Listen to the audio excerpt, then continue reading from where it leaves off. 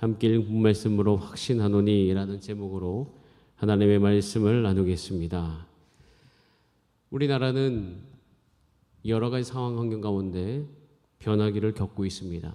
가장 큰 변화를 일으킨 사건은 물론 전 세계적으로 일어났죠. 코로나를 보낸 사건입니다. 2020년 일어난 그 코로나는 우리 삶 가운데 2년 한 6개월 정도의 시간 동안 많은 것을 변화시켰습니다. 그리고 앞으로 오는 세대는 굉장히 우리 가운데도 새로운 시대가 될 것입니다. 시대적으로 늘 우리 삶 가운데 변화의 물결이 있기 때문에 그 변화로 말미암아 어려운 분들이 반드시 나타나곤 합니다.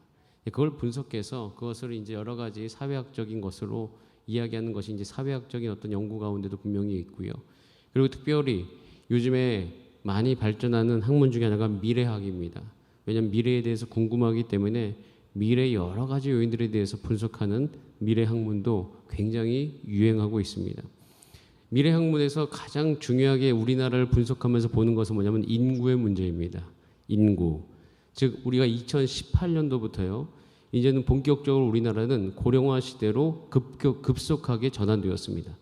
이미 지났어요. 2018년도에 우리나라는 1950년도 이후에 처음으로 일하는 인구가 줄어들기 시작했습니다. 이것은 점점 가속화될 것이에요.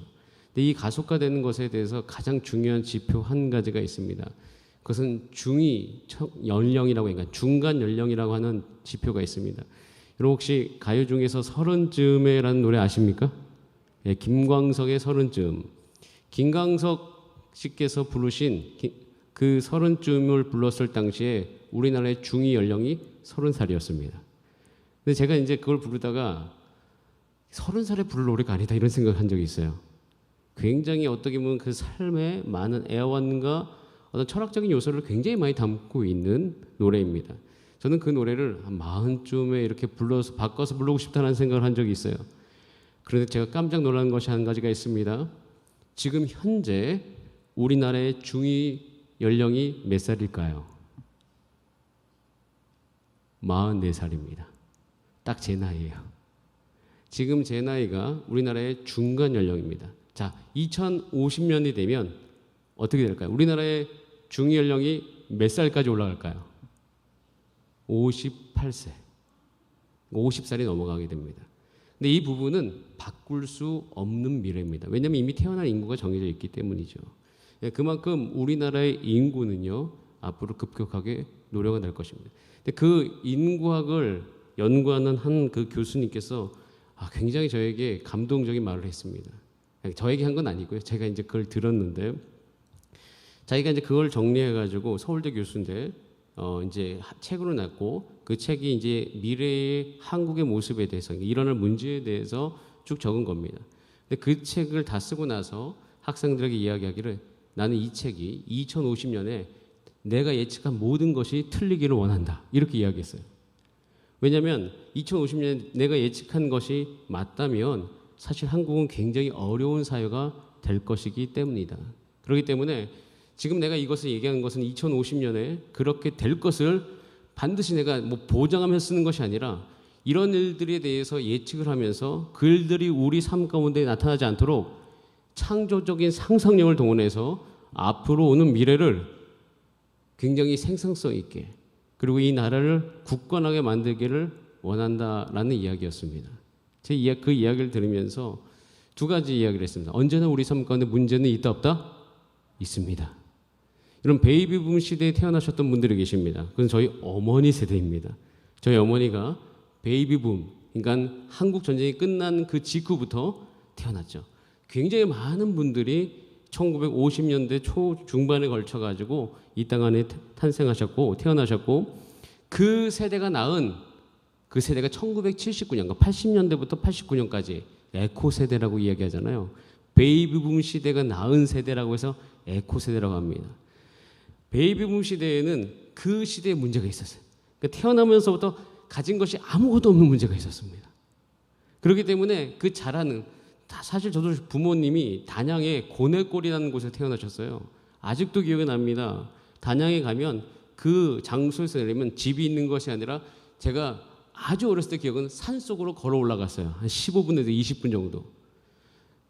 저희 외할아버지가 거기서부터 절대 안 내려왔다고 하십니다. 왜냐하면 6.25 때 한 번도 거기는 침략을 당하지 않았기 때문에 할아버지 거기를 떠나기를 싫어하셨기 때문에 저희는 항상 외할아버지 댁 갔을 때는 거기를 걸어 올라가면 돼요. 그러면 정말 큰 옛날에 기와집이 있었던 것으로 기억합니다. 그때는 태어나면서부터 아무것도 먹을 것이 없었기 때문에 저희 아버지가 고등학교 시절에 처음으로 귤을 먹었다는 이야기를 저에게 들려주시죠. 그러면 정말 어렵게 그 모든 것을 뚫고 자라셨거든요. 그런데 그때도 어려움이 있었거든요. 여러분 놀라운 것은 그것을 뚫고 지금 우리나라가 세워져 있습니다. 여러분 그리고 또 한 가지 에코시대 그 문제는 가장 무엇일까요? 이것은 이미 5년 전, 6년 전에 나왔던 이야기이기 때문에 1980년도부터 89년도에 태어났던 분들의 문제는 이 사회 안에서 여러 가지 취업난과 결혼해야 하는 문제. 그러니까 3포 세대, 5포 세대, 7포 세대라는 그 명칭을 얻은 세대가 바로 이 세대인 거예요. 근데 그 세대도 어떻게 돼요? 이미 지나가고 있습니다. 제가 딱 그 세대예요. 제가 갖고 있는 문제가 있습니다. 근데 여러분 그 문제 우리가 이겨내고 있습니다. 여러분 앞으로 오는 문제도 분명히 우리가 이겨낼 줄 믿습니다. 여러분 우리가 누구입니까? 여러분 이것을 이겨낼 수 있는 가장 근간이 되는 것은 우리가 누구인지에 대해서 우리가 어떤 사람인지에 대해서 아는 것입니다. 주변 환경과 상황들을 바라보면 당연히 우리는 거기에 문제에 잠식당할 수밖에 없습니다. 근데 그 잠식당하는 그 순간에도 그 모든 것을 뚫고 그 자리에서 빛을 발했던 분들의 특징이 뭐냐면 내가 누구인지를 분명히 기억했다는 것이에요. 오늘 사도 바울이 이야기인 본문 안에 정말 많이 쓰인 단어가 있습니다. 그리고 반복적으로 쓰인 단어가 있는데 한번 찾아보실래요? 무엇일까요? 거의 매 구절마다, 물론 매 구절은 나오는 거 아니지만 거의 매 구절마다 나오는 단어입니다. 한번 성경을 바라보세요. 가장 많이는 아니지만 가장 반복적으로 나오는 단어가 무엇입니까? 우리입니다. 우리가 누구냐는 거예요. 여러분 여기서 얘기하는 우리는요 평범한 우리가 아닙니다. 이 우리 안에 들어가는 것이 굉장히 중요한 것이에요. 사도 바울은 지금 로마서 1장부터 7장까지를 이야기하면서 자기 안에 여러 가지 문제들에 대해서 다 오픈하면서 이야기합니다. 근데 그 중에 근간이 되어지고 절대로 흔들 수 없는 한 가지가 있는데 그것은 자기 자신과 주 예수 그리스도가 안에서 이 세상으로부터 부름받은 에클레시아라고 하는 교회, 하나님의 백성, 그 우리에 대해서 이야기하고 있는 것이에요. 이런 어려움이 있음에도 불구하고 우리가 누구냐는 거예요. 저 여러분은 그 내가 누구인지를 꼭 기억하심으로 여러분 삶에 여러 가지 모든 문제들 이겨내신 여러분 되시기 바랍니다. 이것을 기억할 때 우리가 누구인지 기억할 때 우리 안에 성령으로 말미암아 우리 안에 창조적인 상상력이 임하게 될 것입니다. 그것은 이 앞으로 오는 미래를 바꿀 수 있을 것이에요. 앞으로의 오는 여러분의 삶을 온전케 해줄 줄 믿습니다. 여러분 이것이 우리 가운데 필요해요. 우리가 누구인지 기억해야 되지 앞으로 오는 교회를 어떻게 해야 될지를 우리는 알 수 있어요. 우리가 어떤 교회를 세워야 될지를 알 수 있는 것입니다. 31절 이렇게 되어 있어요. 우리가 누구입니까?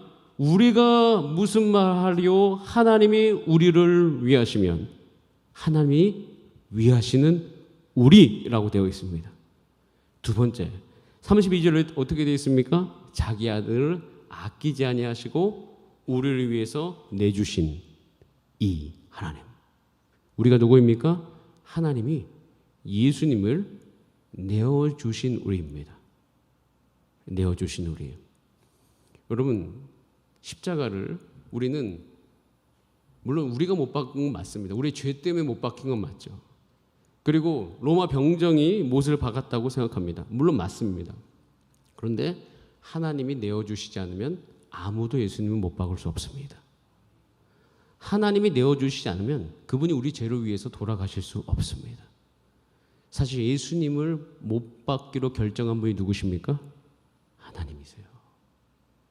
하나님이 왜 그럼 그렇게 내어주셨습니까? 그러니까 이게 이해가 안 돼요, 사실은.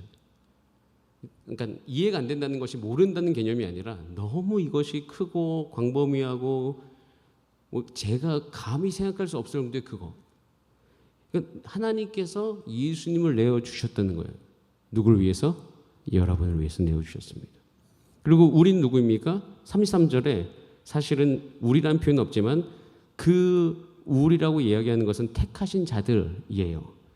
택하신 자들을 누가 고발할 수 있느냐? 그러니까 우리를 누가 고발할 수 있느냐?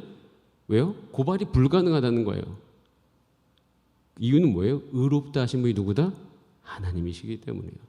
의롭다는 사람이 남도 아니고 우리 아버지도 아니고 우리 어머니도 아니고 하나님이시기 때문에 정죄할 수 없다라고 이야기합니다. 그리고 34절에 우리 뭐라고 되어 있죠? 우리를 위하여 간구하신다. 그러니까 예수님께서 우리를 위해서 간구하신다고. 하나님이 우리를 늘 기억하시는 것이 바로 우리인 것입니다. 저와 여러분이 그런 분들이십니다. 우리 옆분들 한번 인사할까요? 당신이, 우리 집사님이, 권사님이 그런 분이십니다. 함께 인사 나누시겠습니다. 예, 우린 바로 그런 분이에요. 우리가 되었어요. 근데 이제 우리가 된 이후에 일어나는 아주 놀라운 한 가지의 현상이 있습니다. 그것이 36절에 있어요. 우리 36절 말씀은 다 함께 읽어보도록 하겠습니다. 시작. 기록된 바 우리가 종일 주를 위하여 죽임을 당하게 되며 도살당할 양같이 여김을 받았다 함과 같으니라 라고 되어 있어요.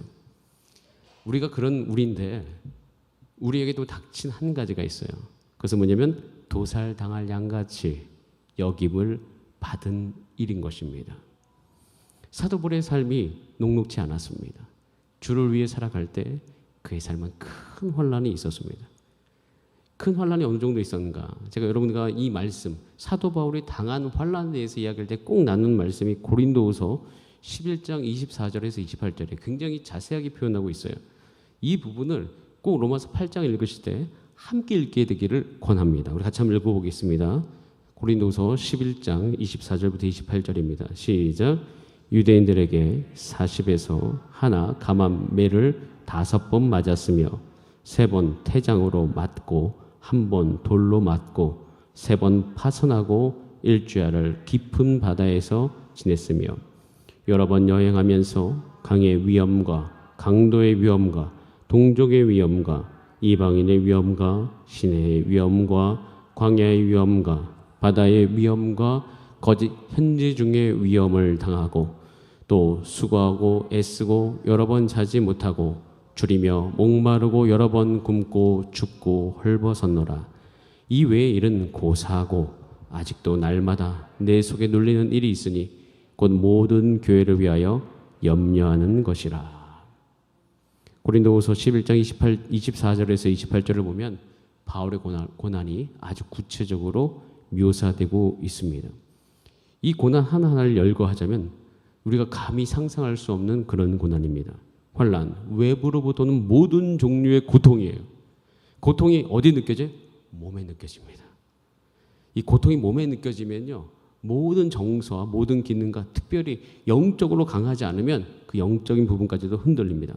공고하면 뭔지 아세요? 정서적으로 완전히 다운되는 것을 이야기합니다. 내면적으로 당하는 불안, 걱정, 이 모든 공경이 마음속에 가득할 때 오는 그 공고함인 거예요. 박해는 뭐예요? 진리의 수호를 위해서 부당하게 억울한 거예요. 억울한 마음이 안에 있죠. 아픈데 그 아픈 거는 고사하고 마음이 억울한 거예요.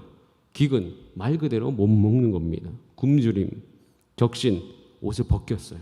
수치를 당한 상태입니다. 헐벗고 수치를 당한 상태. 천재지변, 칼. 이 모든 고난이 바울에게 있습니다. 이 모든 고난이 거꾸로 얘기하면 우리에게 있다는 것이에요. 여러분, 그런데 이 고난이 바울에게 왜 생겼을까요? 이 부분이 오늘 꼭 여러분 가운데 묵상되어지고 이것이 깨달아지는 은혜가 있기를 바랍니다. 바울이 뭐 잘못했기 때문입니까? 아닙니다. 바울은 한 가지를 선택했기 때문에 이 고난이 있을 거예요. 있었고 우리도 반드시 고난 가운데 들어갑니다. 그것은 뭐냐면 바울이 이 고난을 당한 이유는 진영이 바뀌었기 때문에. 즉 다른 말로 얘기하면 그럼 바울이 예수님 믿지 않고 하나의 백성 되지 않았다면 이 고난 당하지 않아도 됩니다. 그렇잖아요. 바울은 보장된 사람이에요. 권력도 있었고 힘도 있었고 그가 이야기하면 움직일 수 있는 군대도 있었습니다. 그렇기 때문에 그 군대로 말미암아 이 지금 이야기하는 이 모든 고난에서부터 자유로울 수 있었으나 사도 바울은 한 가지를 선택했습니다. 그것은 나는 하나님의 편이 될 것이다. 나는 하나님의 것이 될 것이다. 나는 하나님께 속했다라고 이야기하는 그 모든 것이 바뀐 거예요. 여러분, 우리가 하나님의 것이 되면요, 적이 생깁니다. 우리는 하나님의 것이 되면 적이 없기를 바라는데 여러분 이것은요 사실 우리가 복음의 능력을 경험하는데 굉장히 우리를 해방시키는 진리입니다. 우리 하나님의 백성이 되었다면 반드시 적이 우리 눈앞에 있음을 기억하시길 바랍니다. 적이 우리 안에 있어요.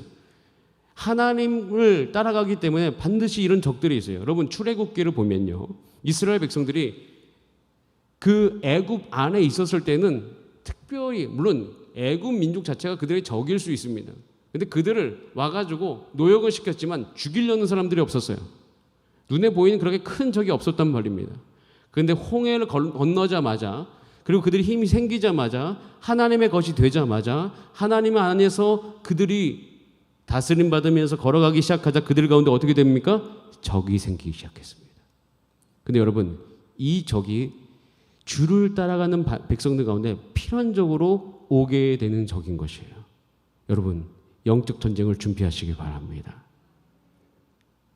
여러분 우리 가운데 영적 전쟁이 있는 거예요.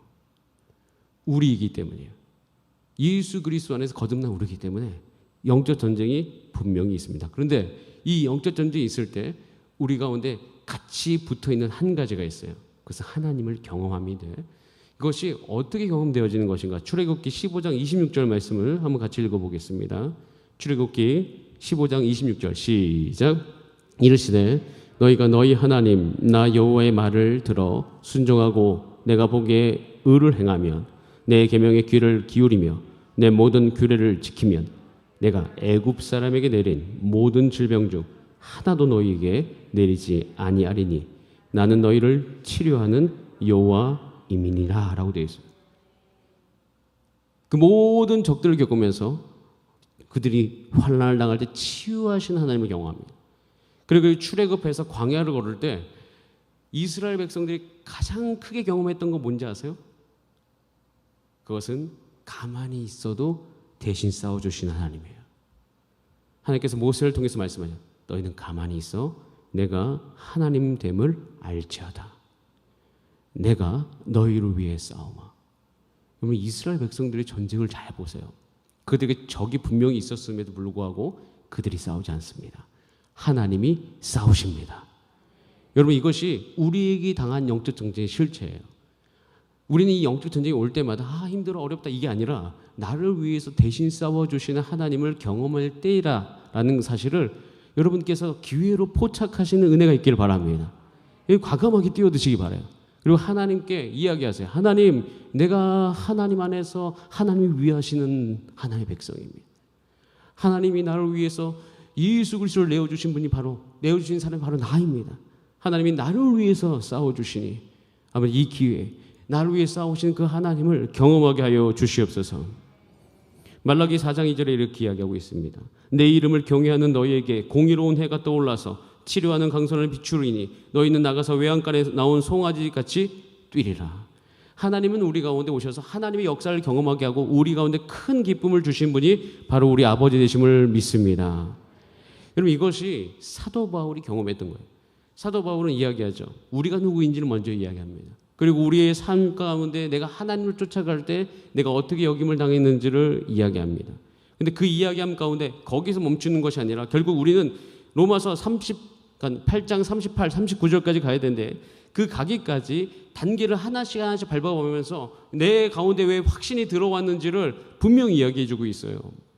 나는 하나님이 나를 위해서 이렇게 해주신 내 자신의 정체성을 이야기하고 그리고 나의 삶 가운데 주를 따라가려고 하니 내가 도살당한 양같이 여기는 받았던 그 사건 속에서 우리 가운데 확신 가운데 들어갈 수밖에 없는 놀라운 진리들이 한 가지 한 가지 있는데 짧게 세 가지를 오늘 본문에 의지해서 잠깐 나누겠습니다. 32절 말씀 같이 한번 읽어보겠습니다.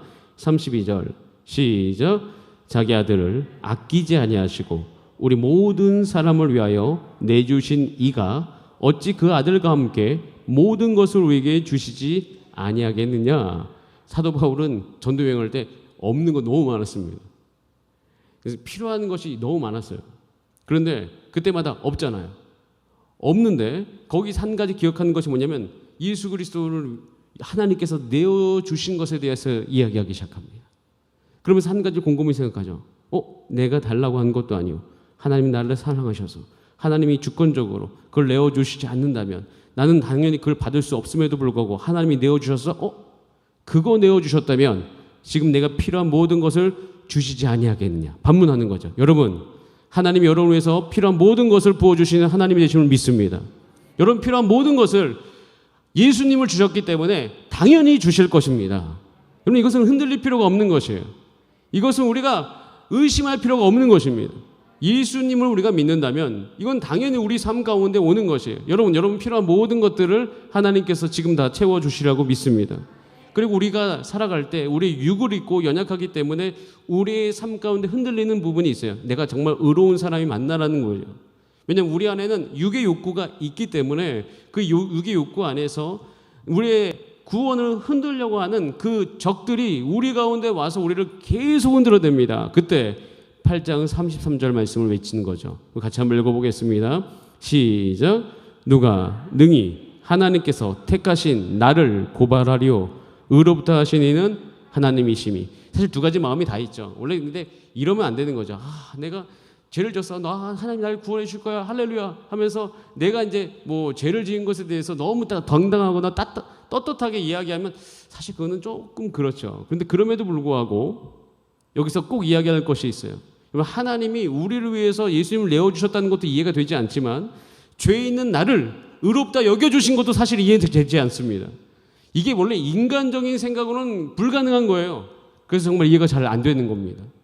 인간적인 생각으로 너 어떻게 너 예수님 믿는다며 근데 왜 모양이 그 모양이야? 행동이 왜 그래? 우리 이렇게 이야기하기 편하죠. 예전에 어떤 정말 제가 이제 이렇게 표현하는데 의로운 대학생 한 명은 너 구원의 확신이 있습니까? 구원의 확신이 있습니까? 그렇게 물어봤을 때 한 명이 이렇게 대답했어요. 저는 구원의 확신이 있다고 말하지 못할 것 같아요. 그게 무슨 말이니? 그랬죠. 그 말의 의도가 뭔지 아세요? 구원의 확신이 있다고 이야기하는 사람의 삶이 너무 형편없는 것을 자기 눈앞에 보면서 어떻게 그럴 수 있냐는 거예요. 사실 그 말이 너무 이해되죠. 너무 사람의 말로 이해가 돼요. 저도 그 말이 동의합니다. 그래, 구원받은 사람이 그 은혜에 감격해서 그 죄로부터 나와가지고 하나님을 위해 살아야지. 그렇게 살면 안 되겠지. 근데 그럼에도 불구하고 하나님이 얼마나 크시냐면 하나님께서 택하신 자를 고발할 수 없다. 왜요? 그 의롭다고 한 주체가 누구다? 하나님이시기 때문이에요. 여러분, 우리 가운데 여러분에게 와서 정죄하면서 사단이 여러분의 구원을 흔들 때 로마서 8장 33절 외치면서 우리를 의롭다 한 분이 누구십니까? 하나님. 그 하나님 되심을 외치신 여러분 되시기 바랍니다. 예수님을 내어주신 하나님, 우리를 의롭다 하신 하나님, 한 가지 더 이야기하죠. 34절 말씀입니다. 같이 한번 읽어보겠습니다. 시작. 누가 정죄하랴 죽으실 뿐 아니라 다시 살아나신 이는 그리스도 예수시니 그는 하나님 우편에 계신 자요 우리를 위하여 간구하시는 자시니라 라고 되어 있습니다. 예수님이 살아계셔요. 예수님 살아계셔서 하나님 우편에 계십니다. 계시면서 우리의 모든 것을 하나님께 전달하고 있습니다. 영적인 눈을 뜨시고 그 하나님이, 그 예수님이 계심을 오늘 이 밤에 경험한 여러분 되시기 바랍니다. 두 손을 높이 들고 기도할 때 그 예수님을 보게 되는 놀라운 역사가 있기를 원합니다. 우리를 위해서 간구하시는 예수님 내어주셨어요.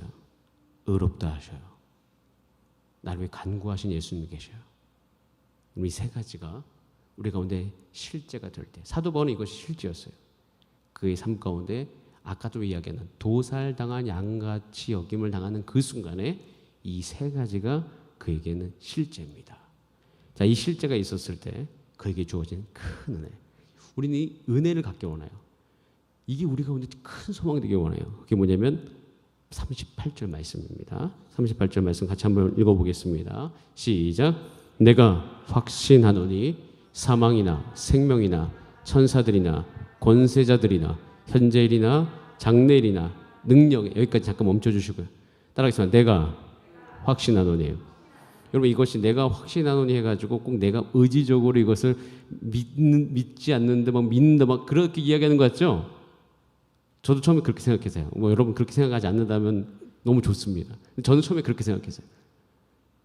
이거는 그냥 이 말 그 자체로 그냥 어떻게 보면 약간 마인드 컨트롤 하듯이 내가 확신하노니 하면서 외쳤던 말씀이었어요.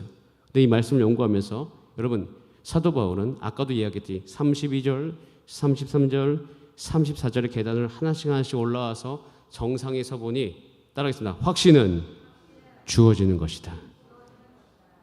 사도 바울은 그 세 가지를 다 겪고 오니 그의 삶 가운데 이루어진 한 가지가 은혜가 있었는데 확신이 그의 마음 가운데 또렷해졌다는 사실입니다. 여러분 이것이 왜 중요하냐면 우리는 이 확신을요 우리가 쟁취하려고 합니다. 근데 이 확신은 우리가 쟁취할 수 있는 확신이 아닌 것이에요. 사도 바울은 예수님을 고백합니다. 내가 누구인지를 고백하는 거죠.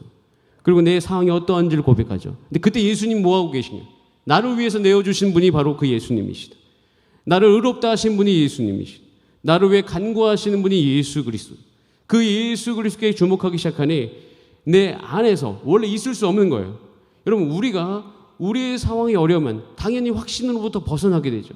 근데 확신부터 벗어나기 시작하면 우리 삶 가운데 일어날 하나님의 능력으로부터 점점 멀어지는 것은 사실입니다. 근데 사도 바울은 이 세 가지를 딛고 일어서 그 확신 가운데 거하는 삶을 우리 가운데 보여주고 있습니다. 여러분 그 지점이 저와 여러분이 오늘 가야 될 곳임을 믿습니다. 저희는 모두가 다 거기에 올라가기를 원합니다. 여러분 우리 삶 가운데 하나님이 주신 능력을요 우리가 내팽개치고 우리가 사모하지 않을 이유가 전혀 없는 것이에요. 우리는 그것을 간절하게 사모해야 될 줄 믿습니다. 저는 원래 영적인 것에 대해서 문외한이었습니다. 아무것도 모르는 사람이죠. 눈에 보이는 것, 실제적인 것을 너무나 좋아했던 사람입니다. 그렇기 때문에 사실 저도 신학대학원이라는 곳에 처음 가가지고 큰 어려움을 겪었습니다. 왜냐하면 다 말장난같이 보이는 부분들이 너무 많았기 때문에요. 맨날 수학 계산하고 실질적인 거 보고 막 그것을 뭐 계산하던 사람이 가가지고 언어를 막 쓰려고 하고 그러니까 너무 힘들었어요. 너무 힘들었습니다. 그래서 어떻게 해요? 기도하는 수밖에 없습니다. 어떻게 해요? 무릎 꿇는 수밖에 없어요. 어떻게 해요? 간절히 원하는 수밖에 없는 것이에요.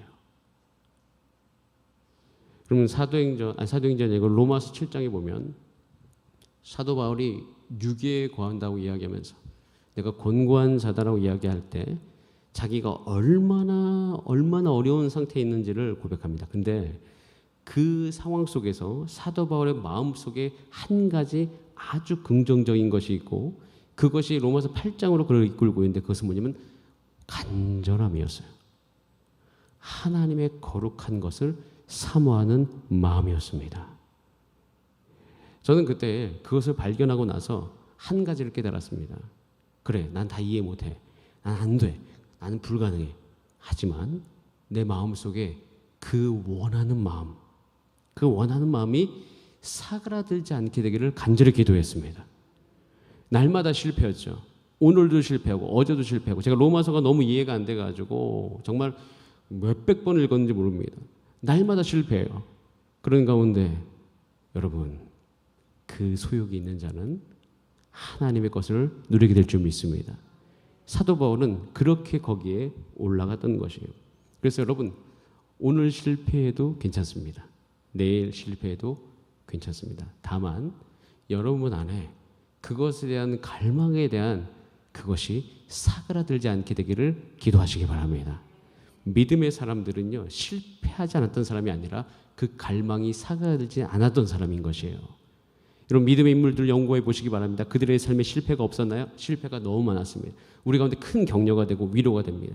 그런데 여러분 그런 실패 가운데 실패를 딱 경험한 순간 아니면 반대로 성공을 경험한 순간 다 상관없습니다. 성공을 경험하든 실패를 경험하든 우리 마음속에 주를 향한 갈망이 사그라들기 시작하면 여러분 그때 어떻게 됩니까? 그때부터는 우리는 이 확신이 우리 삶에서 나타나지 않을 것입니다. 시편 34편 18절에 이렇게 기록되고 있습니다. 한번 따라하겠습니다. 여호와는 마음이 상한 자를 가까이 하시고 중심으로 통해하는 자를 구원하시는도다. 제가 이거 안 올린 줄 알았는데 한번 다 같이 읽어보겠습니다. 시작. 여호와는 마음이 상한 자를 가까이 하시고 중심으로 통해하는 자를 구원하시는도다. 상한 마음이 되기를 원합니다. 통회하기를 원합니다. 그때 주시는 하나님의 확신으로 말미암아 우리의 모든 것을 온전케 될 줄 믿습니다. 그때 경험하는 것은 대신하여 싸워주시는 하나님, 대신하여 치료해 주시는 하나님, 하나님이 다 해주시니까, 모든 상황 속에 하나님이 나타나니까 결국에는 이렇게 고백하죠. 그 어떤 피조물이라도 하나님의 사랑에서 끊을 수 없다. 끊을 수 없죠. 모든 순간에 하나님의 사랑이 나타나는데 그게 가능합니까? 오히려 반대예요. 확신하노니 사망이 내게 오거나 생명의 위협이 오거나 장래일의 소망이 끊길 때, 내 삶 가운데 더욱더 큰 어려움이 올 때 오히려 그 순간 하나님의 사랑이 더욱더 또렷해진다. 그 순간은 하나님의 사랑이 더 내 삶 가운데 가까이 온다. 오히려 완전히 사도 바울은 거꾸로 반대로 생각하면서 외치고 살았습니다. 여러분, 이 믿음 가운데 거하신 여러분 삶 가운데 어려움이 올 때마다 그 하나님의 사랑을 외치신 여러분 되시기 바랍니다. 그리고 하나님의 사랑이 얼마나 가까이 왔는지 믿음으로 선포하시고 그것을 누릴 날이 바로 오늘이다라고 외치면서 여러분 오늘 하루도 승리하시기를 바랍니다. 다 함께 기도하시겠습니다.